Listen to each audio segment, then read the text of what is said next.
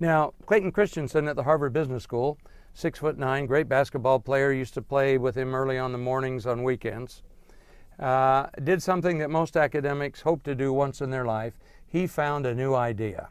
He said, let's consider the percent utilization of a product or service's features. And over time, he said it would be natural for a company to add features to its product. So consider, for example, Microsoft Word. Most of you probably use Microsoft Word. Most of the world does, not everybody. But how many of Word's features do you use? What percent of all of the things that Word can do you use?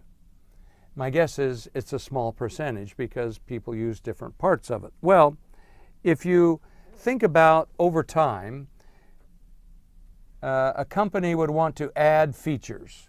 And at any given point in time, their customers will represent a distribution of those who are using various parts of their services. There'll be some who use most of the features, and some who will use very few of the features, and a larger group in the middle who will use a moderate amount of features. Now, if you want to get more money from your customers, think about our results discussion, the logical thing to do is to add features.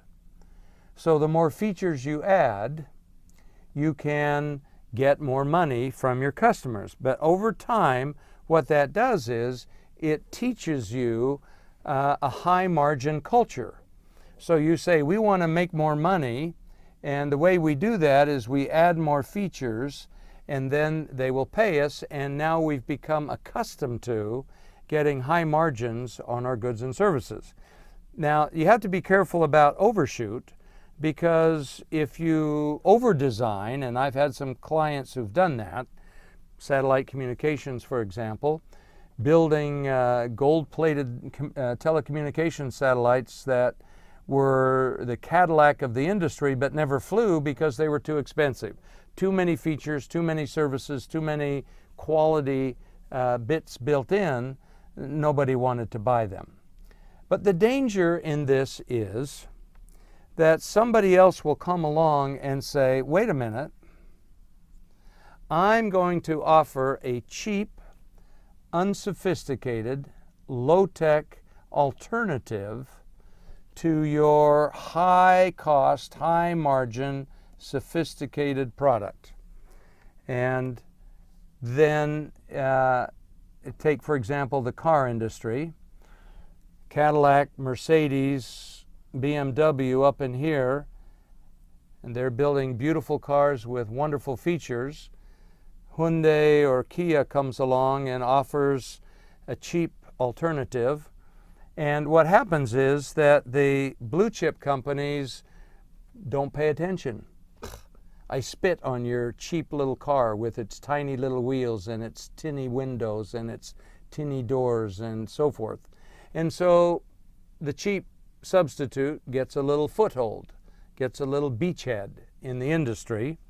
And what's the natural thing to do once you've got that beachhead? Well, you want to add features and services. So we add a 100,000-mile warranty, and we start to add heated rear view mirrors and movable chairs, and gradually the blue chip companies realize that they're being eaten from the ground up by these not good enough, cheap, disruptive substitutes.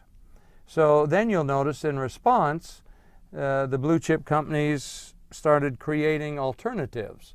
So Volvo had an S80, an S70, an S60, an S40.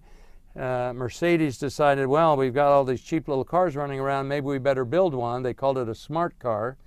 But they built it in the Mercedes way. They built a highly automated, hugely expensive plant that's going to take years and years and years to get the return on their investment because they had this high margin mentality. So it's one thing to build a cheap substitute at low cost. It's another thing to try to build a cheap substitute with a high cost culture. and the payback on the smart car investment is going to take a long time to return.